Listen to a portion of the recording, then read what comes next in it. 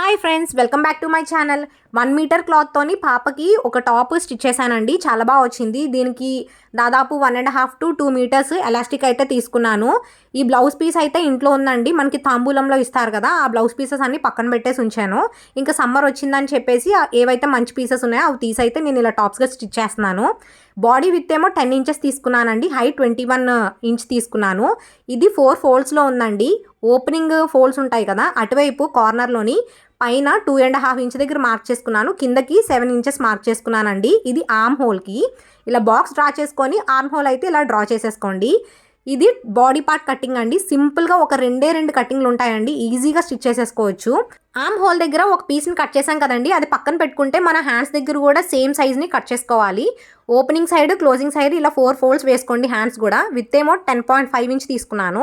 Height ఏమో వచ్చి 10 inches తీసుకున్నాను. మీకు డీటెయిల్గా అర్థం అవ్వాలని చెప్పేసి నేను టెక్స్ట్లో అంతా ప్లేస్ చేశానండి.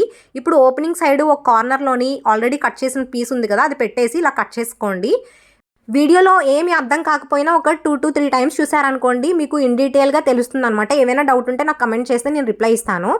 ఇప్పుడు మనకి ఫ్రంట్ బ్యాక్ బాడీ పార్ట్స్ ఉంటాయి కదండి, ఈ హ్యాండ్ని నేను చూపించే విధంగాన ఫ్రంట్ నుంచి బ్యాక్కి ఇలా జాయిన్ చేసేసుకుంటే మీకు పర్ఫెక్ట్గా అయిపోతుందండి. మీరు కరెక్ట్గా ప్లాన్ చేసుకుంటే 15 మినిట్స్లో స్టిచ్చింగ్ మొత్తం కంప్లీట్ అయిపోతుంది. చాలా ఈజీ ప్రాసెస్. మన మెజర్మెంట్స్ తీసుకొని కట్ చేసేసి కుట్టేసినంత ఇందులో ఏమీ లేదండి. చాలా ఈజీగా చేసుకోవచ్చు.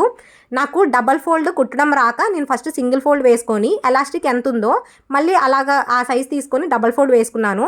ఫస్ట్ హ్యాండ్ ఎడ్జెస్ అయితే స్టిచ్ చేసేసుకుంటున్నానండి. ఎలాస్టిక్ పెట్టేసుకుంటున్నాను. దాని తర్వాత బాడీ పార్ట్కి అటాచ్ చేస్తాను, సింపుల్గా అయిపోతుందని. తనకి ఆర్మ్ లూజ్ 9 ఇంచ్ వచ్చిందండి. దాని ఎలాస్టిక్ ఏమొచ్చి 9 ఇంచ్ కట్ చేసేసుకొని ఇలా పిన్తోని లోపలికి అయితే పెట్టేసుకుంటున్నాను. ఎడ్జెస్ 2 వైపులా కూడా మిషన్తో కుట్టు వేసుకున్నారనుకోండి, మీకు మళ్ళీ ఎలాస్టిక్ అనేది బయటికి రాదు. ఇప్పుడు 2 హ్యాండ్స్ కూడా నేను అలాగే రెడీ చేసుకొని పక్కన పెట్టి ఉంచుకున్నాను. ఇది బేసిక్ మోడల్ అండి. ఒకసారి మీ ఇంట్లో ఏమైనా బ్లౌజ్ పీసెస్ ఉంటే ట్రై చేసి చూడండి. అదే మనకి ఎక్స్ట్రా క్లాత్ ఉందనుకోండి, అంబ్రెలా షేప్లో కట్ చేసేసుకొని కిందన వేస్ట్ దగ్గర అటాచ్ చేసామనుకోండి, ఫ్రాక్లా అయిపోతుంది అనమాట. నా దగ్గర 1 మీటర్ క్లాత్ ఉంది కాబట్టి నేను టాప్ వరకు స్టిచ్ చేశాను. మొన్న రిలయన్స్లోని ట్రెండ్స్లోని చూస్తే అన్నీ కూడా కాటన్ టాప్స్ ఈ మోడల్లోనే ఉన్నాయండి. అది రిఫరెన్స్గా తీసుకుని ఒక ఐడియా వచ్చి ఇలా అయితే స్టిచ్ చేస్తున్నాను.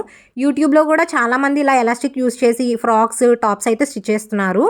చాలా ట్రెండీగా ఉన్నాయి కదా. ఇలా బేసిక్ మోడల్స్ ఇంట్లో ఉన్న కాటన్ పీసెస్తో మీరు ట్రై చేశారనుకోండి, మనమే ఓన్గా సమ్మర్ అవుట్ఫిట్స్ని డిజైన్ చేసుకోవచ్చు. బాబిన్ ఎలాస్టిక్ కూడా యూస్ చేసి మంచిగా టాప్స్, ఫ్రాక్స్ అయితే స్టిచ్ చేస్తున్నారు. అది కూడా ట్రై చేద్దాం అనుకుంటున్నాను.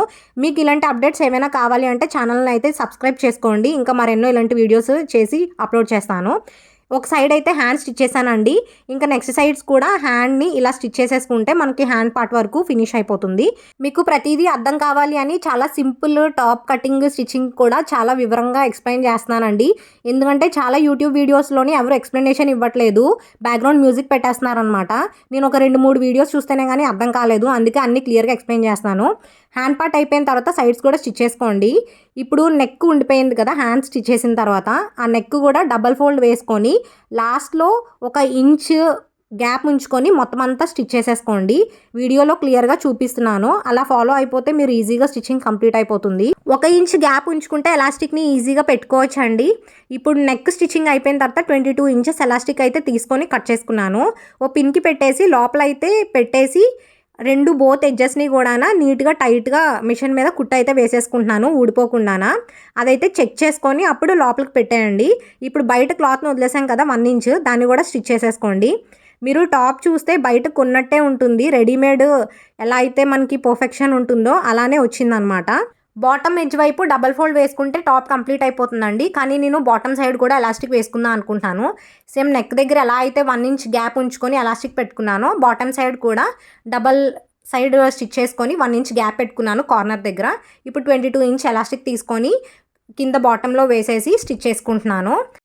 ఎవరికైతే ఈ వీడియో యూస్ఫుల్ అవుతుందో, అంత వివరంగా అర్థమవుతుందో లైక్ చేయడం మర్చిపోకండి. మీరు ఎక్కువ లైక్ చేశారనుకోండి, నా వీడియో ఎక్కువ రీచ్ ఉంటుంది.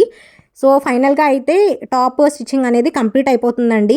ఇలాంటి మరెన్నో వీడియోస్ కోసము సబ్స్క్రైబ్ చేసుకోండి.